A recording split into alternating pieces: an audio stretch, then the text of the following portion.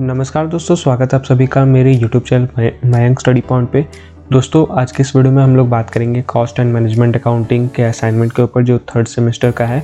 ये business management के specialisation और फिनेंशियल मैनेजमेंट के स्पेशलाइजेशन और बैंकिंग एंड फाइनेंस मैनेजमेंट के स्पेशलाइजेशन का असाइनमेंट है।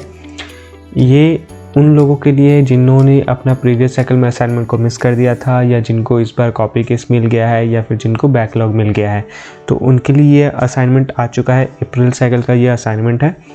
दोस्तों वीडियो में आगे बढ़ने से पहले मैं आप सभी को असाइनमेंट से रिलेटेड कुछ गाइडलाइन बता देना चाहता हूँ जो NMIMS की तरफ से आया है। पहले तो ये कि आप अपना असाइनमेंट किसी को भी शेयर मत कीजिए।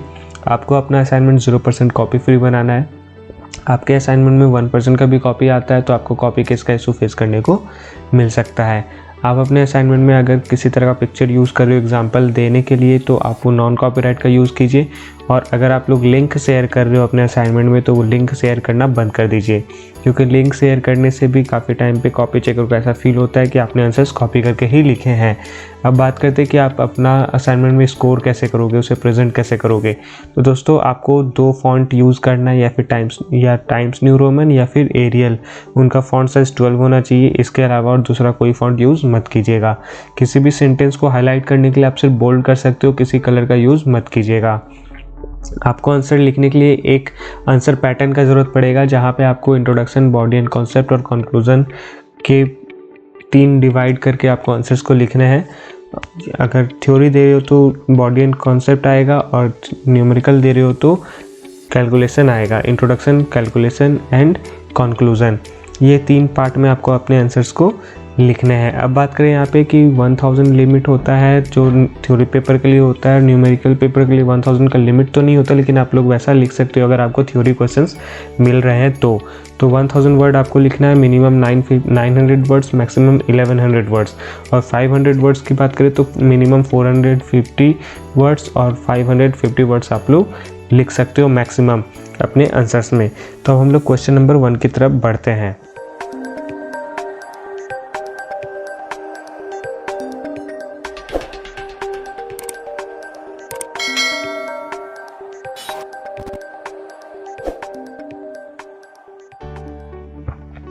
दोस्तों क्वेश्चन नंबर 1 में आपको एक सवाल दिया गया है जो कैलकुलेशन बेस्ड है। तो यहाँ पे ये बोला गया कि X limited made sales of 1 lakh during a certain period. The net profit for the same period was 10,000 and the fixed overhead were 15,000। Find out profit volume ratio, break even point sales, volume of sales to earn a profit 15,000 rupees, net profit from the sales of 1,50,000। तो यहाँ पे ये बताया गया है कि एक x limited company है जो अपना 1 लाख का सेल किया है एक पीरियड, सर्टेन पीरियड में, जिसका नेट प्रॉफिट सेम पीरियड में 10,000 रुपीज़ था और जिसका फिक्स्ड ओवरहेड जो था वो 15,000 था। इन सभी का एक केस दिया हुआ है और यहाँ पे आपको बोला गया कि प्रॉफिट वॉल्यूम रेशियो निकालने, ब्रेक इवन पॉइंट का सेल्स निकालने और वॉल्यूम ऑफ सेल्स निकालने, जहाँ से आप अपना 15,000 का प्रॉफिट दिखा सकते हो, अर्न करोगे। और net profit from the sales, और जो सेल्स दिया हुआ है 1.5 लाख रुपए, उसमें से नेट प्रॉफिट आपको निकालना है। आपको बताना कि कितना सेल आपने किया है जिसमें आपका नेट प्रॉफिट है जो वो 1.5 लाख रुपए का है। ओके, तो ये चीज़ हम लोग कैसे सॉल्व करेंगे, तो इसके लिए हम लोग अपने बुक में चलते हैं। तो दोस्तों कॉस्ट एंड मैनेजमेंट अकाउंटिंग का ये सवाल तो है, लेकिन ये कॉस्ट एंड मैनेजमेंट अकाउंटिंग के बुक पे आपको मिलेगा नहीं। ये सवाल का सॉल्यूशन आपको आपके स्ट्रैटेजिक कॉस्ट मैनेजमेंट के बुक में मिलेगा। तो हम लोग उस पेज में चलते हैं। तो उसका पेज रेफरेंस मैंने यहाँ पे दे रखा है उस बुक का, स्ट्रैटेजिक कॉस्ट मैनेजमेंट का, जहाँ पे आपको ये आंसर्स को ढूंढने से मिल जाएंगे। ये इसका सॉल्यूशन मिल जाएगा। सॉल्यूशन इन द सेंस कि उसके फार्मूलाज मिल जाएंगे कि कैसे कैलकुलेट करना, उसका प्रोसेस क्या होने वाला है। और ये जो मैंने पेज नंबर बताया है, ये पेज नंबर बस स्ट्रैटेजिक कॉस्ट मैनेजमेंट का, जिसका लिंक नीचे आपको डिस्क्रिप्शन में मिल जाएगा उस PDF का, और आप लोग वहाँ से इसे लिख सकते हो, सर्च करके पॉइंट वाइज कर सकते हो। और आपको वो पढ़ना भी होगा। मैं चाहता हूँ कि आप उस कॉन्सेप्ट को पढ़ें ताकि आपका जो सॉल्यूशन सॉल्व करने का प्रोसेस होगा वो और इजी हो जाएगा। आपको अच्छे से समझ में आएगा कि आप लोग कैसे कैसे सॉल्व कर रहे हैं। ये पेपर बहुत इजी आया हुआ है। तो हम लोग स्ट्रैटेजिक कॉस्ट मैनेजमेंट के पेज नंबर 16 में चलते हैं। तो यहाँ पे मैंने दोनों ई बुक खोल रखे हैं। तो पेज नंबर 16 में हम लोग आते हैं। यहाँ पे पेज नंबर 16 के अंदर प्रॉफिट वॉल्यूम रेशियो के बारे में बताया गया है।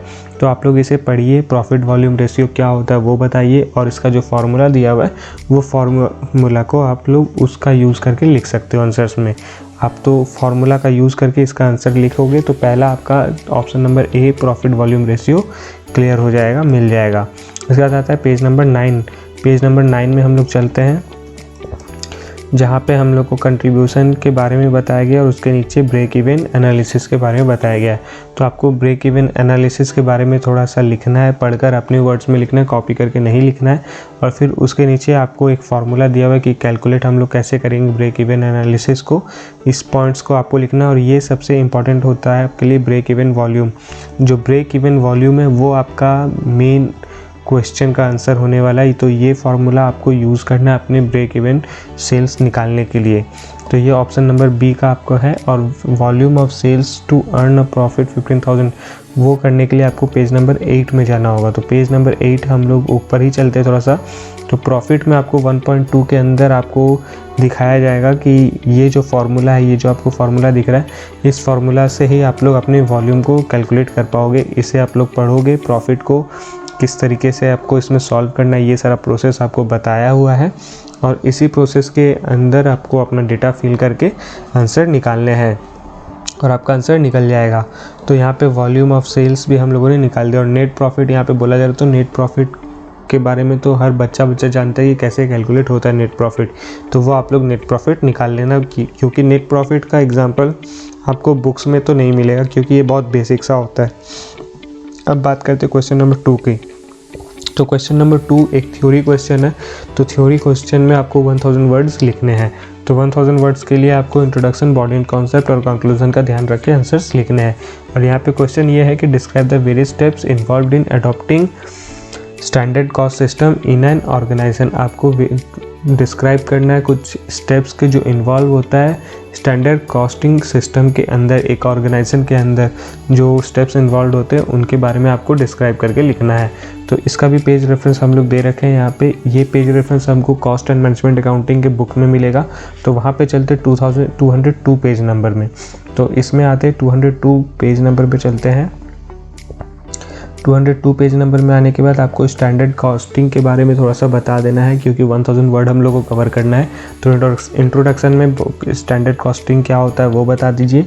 और उसके बाद प्रोसेस जो दिख रहा है आपको, प्रोसेस ऑफ स्टैंडर्ड कॉस्टिंग, यही आपका स्टेप होता है जो इन्वॉल्व होता है आपके स्टैंडर्ड कॉस्टिंग के अंदर। तो इन सारे पॉइंट्स को आप अपने से पढ़िए और इसे अपने वर्ड में लिखने की कोशिश कीजिएगा, कॉपी मत कीजिएगा। मैं आपको बार बार हर वीडियो में बताता हूँ, आप लोग ये चीज़ मिस कर देते हो। आप अपने आंसर्स को पूरा कॉपी करके लिख देते हो और आपको कॉपी केस मिल जाता है। तो कॉपी केस नहीं मिले इसलिए मैं आपको बार बार बोल रहा हूँ कि आपको अपने आंसर्स को पैराफ्रेज कर लेना है।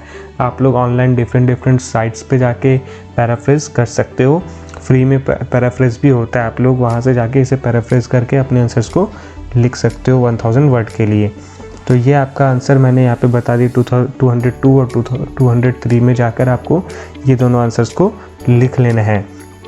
अब बात करते हैं दोस्तों क्वेश्चन नंबर 3A और 3B की, जहाँ पे आपको 500 ईच आंसर्स लिखने होते हैं। तो पहला क्वेश्चन यहाँ पे ये आता है कि explain the integrated accounting system and state its advantages. तो दोस्तों मैंने इसे बुक में सर्च किया मैंने इस क्वेश्चन को बुक में सर्च किया, लेकिन बुक में मुझको कुछ ऐसा खास मिला नहीं। इसलिए मैं आपको ये सजेस्ट करूँगा कि क्वेश्चन नंबर ए के लिए आप लोग डायरेक्टली गूगल करो और वहाँ से आंसर आप लोग ढूंढकर अपने वर्ड में लिखने की कोशिश करो। इंटीग्रेटेड अकाउंटिंग सिस्टम आप लोग गूगल करोगे तो आपको मिल जाएगा उसका एक्सप्लेनेशन, और उसका एडवांटेजेस क्या है वो भी आपको मिल जाएगा। तो अब हम लोग बात करें क्वेश्चन नंबर बी की, जहाँ पे Messrs ABC private limited allotted a standard time of 40 hours for a job. एक ABC प्राइवेट लिमिटेड कंपनी है जो एक स्टैंडर्ड टाइम अलॉट किया है एक जॉब के लिए 40 आवर्स का, and the rate per hour is 75, और जिसका हर घंटे का रेट होता है 75 rupees. The actual time taken by a worker is 30 hours, और जो एक्चुअल टाइम है जिसको वर्कर ने एक्चुअल टाइम में लिया है काम करने के लिए वो है 70 आवर्स का। You are required to calculate the total earning under either of the following plans, Halsey premium plan और रोवन प्लान। आपको ये कैलकुलेशन जो है आपको 2 प्लान के अंदर करने, एक हेल्से प्रीमियम प्लान और एक रोवन प्लान के अंदर। इन डेटा को कैलकुलेट करना है। तो उसके लिए हम लोग पेज नंबर में चलते हैं। तो पेज नंबर ई बुक के लिए आता है 75 कॉस्ट एंड मैनेजमेंट अकाउंटिंग के बुक में। तो यहाँ पे हम लोग 75 में चलते हैं और यहाँ पे हैस्ले प्रीमियम प्लान के बारे में आपको बताया गया और उसका फार्मूला क्या है वो भी आपको बताया गया है। तो आप इसे पढ़िए और इसका फार्मूला डालकर अपने डेटा को डालकर आप लोग कैलकुलेट कर लीजिए। उसके बाद वहाँ पे 76 पेज नंबर में आपको दिया हुआ है रोवन प्लान के बारे में। तो उसे भी आप अपने तरीके से पढ़िए और अपने तरीके से इसका आंसर को लिखिए और यहाँ जो कैलकुलेशन फार्मूला दिया हुआ है उस फार्मूला के बेस पे आपको आंसर्स को लिखने हैं। आप लोग जब क्वेश्चन को पढ़ के इसके पॉइंट्स को आप पढ़ोगे तो आपको ये फार्मूला में HRSH क्या लिखा हुआ है, जो डिनोट किया हुआ है वो आपको समझ में आ जाएगा कि इनको किस तरीके से डिनोट किया गया है। तो ये आपका 3B का भी आंसर हो गया। तो दोस्तों आज के लिए बस इतना ही। उम्मीद करता हूँ कि आप सभी को मेरा वीडियो पसंद आया होगा। तो जाते जाते वीडियो को लाइक करें और अगर आप चैनल पे न्यू हो तो चैनल को प्लीज़ सब्सक्राइब करो, प्रेस करो बेल आइकन को भी, ताकि आपको हमारे आने वाले वीडियो का नोटिफिकेशन तुरंत मिले और आप उसे मिस ना कर सको। तो मिलते हैं हमारे अगले वीडियो पे, तब तक के लिए जुड़े रहें मैंग स्टडी पॉइंट के साथ। वीडियो पूरा देखने के लिए आपको बहुत बहुत धन्यवाद।